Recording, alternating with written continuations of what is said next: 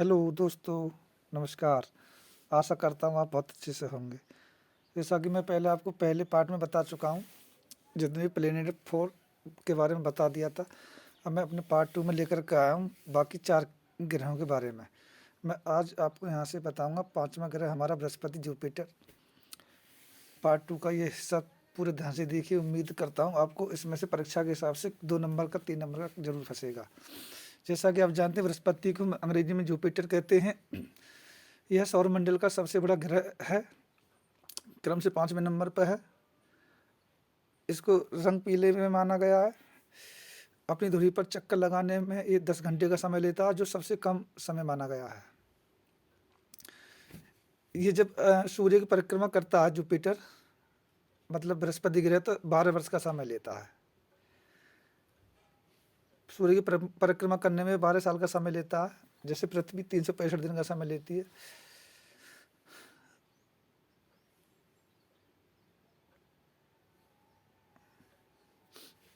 उपग्रह, बृहस्पति का उपग्रह ज्ञानीमठ सबसे बड़ा उपग्रह है।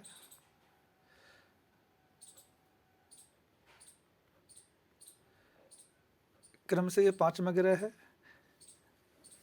यह गैसों से निर्मित ग्रह है। इसके वायुमंडल में मीथेन, हाइड्रोजन एवं हीलियम आदि गैसें उपस्थित हैं। इसके अपने सबसे ज़्यादा उपग्रह हैं 69। ये पॉइंट याद रखें।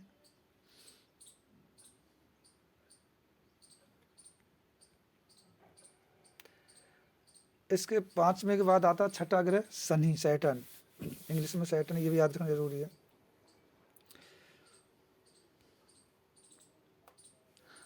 मैं थोड़ा जूम कर देता हूँ, आपको क्लियर दिख जाएगा यहाँ से।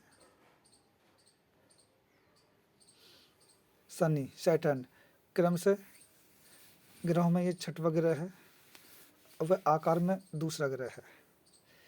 इसके तल के चारों ओर रिंग वलय की संख्या 7 है। आकाश में पीले तारे के समान ये दिखता है। इसके अपने 62 उपग्रह हैं। सबसे बड़ा उपग्रह टाइटन है और सभी ग्रहों में वो दूसरा आकार में है। टाइटन ग्रह एकमात्र उपग्रह जिसका पृथ्वी के समान वायुमंडल है। तो गाइज, टाइटन एकमात्र ऐसा उपग्रह है जिसका पृथ्वी के समान अपना वायुमंडल है। टाइटन। शनि का घनत्व जल से भी कम है। जल में रखने पर यह तैरने लगेगा। इसे ऐसे समझिए, इसका जो घनत्व है, शनि जो प्लेनेट है, इसका घनत्व इतना कम है कि अगर इसे जल में रख दीजिएगा ना, तो ये जल में रखने पर तैरने लगेगा। इसका तो क्वेश्चन बनता है कि ऐसा ग्रह का नाम बताइए जिसका घनत्व सबसे कम है। आंसर बनता है शनि ग्रह। इसके घूर्णन की जो डायरेक्शन है एंटी क्लॉकवाइज है, यानी ये पश्चिम से पूरब की ओर घूमता है। ये आपको ध्यान रखना है। शनि का जो घूर्णन दिशा है वो एंटी क्लॉकवाइज होती है, पश्चिम से पूरब की ओर।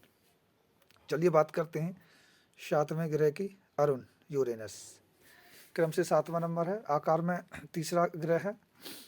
पहले जैसे जान चुके हैं, आकार में सबसे बड़ा ग्रह बृहस्पति, दूसरा शनि और तीसरा ये अरुण, यूरेनस। क्रम से बात करें तो ये 7वां ग्रह है। इसकी टेम्परेचर की बात करें दोस्तों, तो इसका टेम्परेचर माइनस 215। यहाँ ये देखिए, ये यहाँ पर ये देखिए -215 डिग्री सेल्सियस है।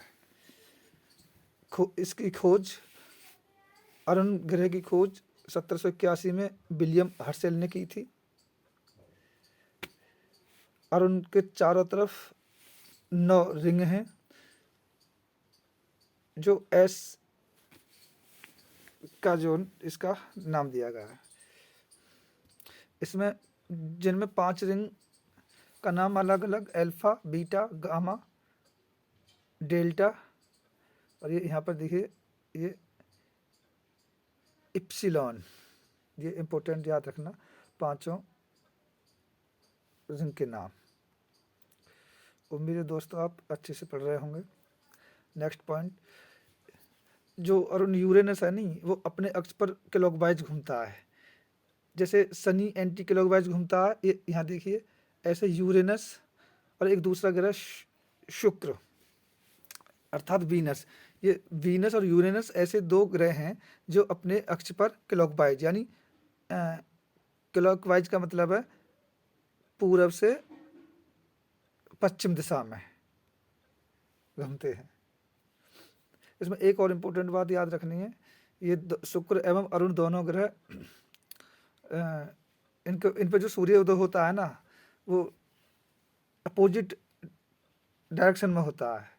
यानी सूर्योदय इन शुक्र एवं अरुण ग्रह पर सूर्योदय पश्चिम में होता है और सूर्यास्त पूरब में होता है। यहाँ पे देखिएगा आप, ये इम्पोर्टेंट याद करने योग्य है। नेक्स्ट पॉइंट, इसके अपने उपग्रह 27 हैं, सभी पृथ्वी की विपरीत दिशा में परिभ्रमण करते हैं।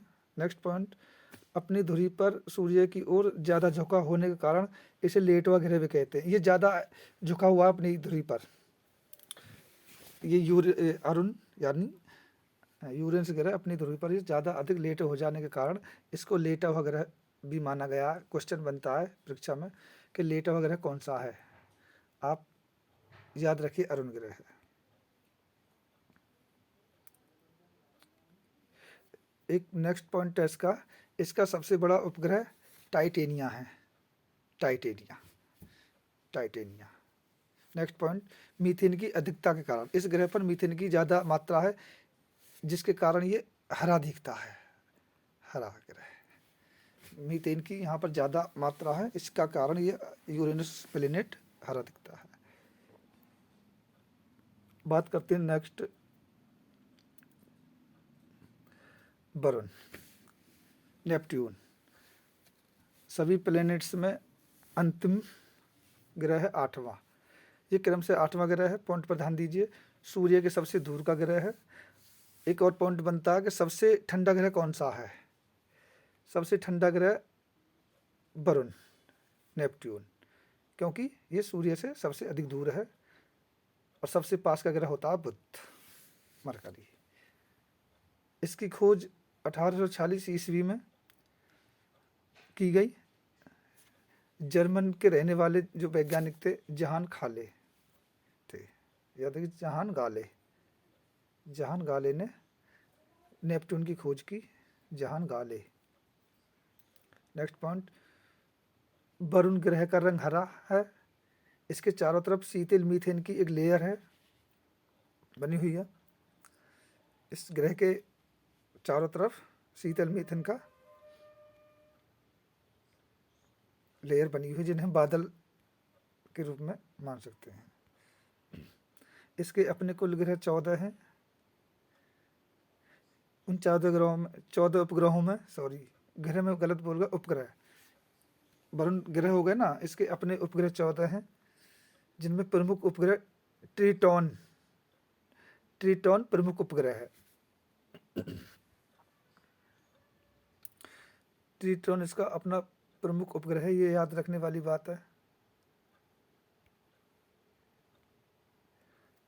दोस्तों, आप जान गए होंगे, पार्ट 2 में मैंने 4 ग्रहों के बारे में विस्तार से बता दिया है, और इसको आप थोड़ा 2 बार देखिएगा।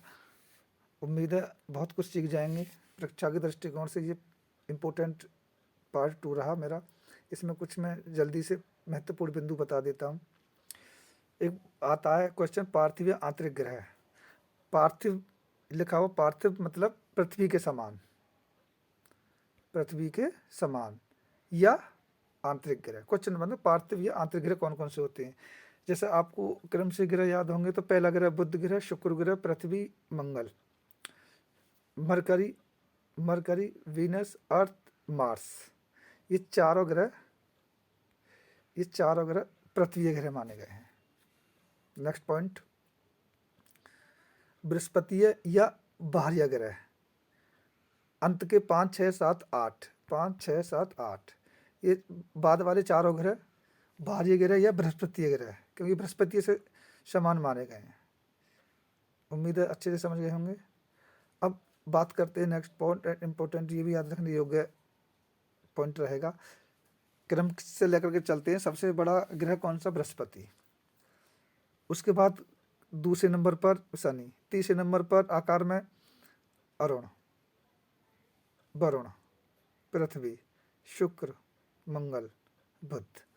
आप इन्हें ध्यान से देख लीजिएगा, ये याद करिए, ये पॉइंट को नोट करिए, नोट्स बना लीजिए कि आकार में सबसे बड़ा ग्रह कौन सा है, तो बृहस्पति।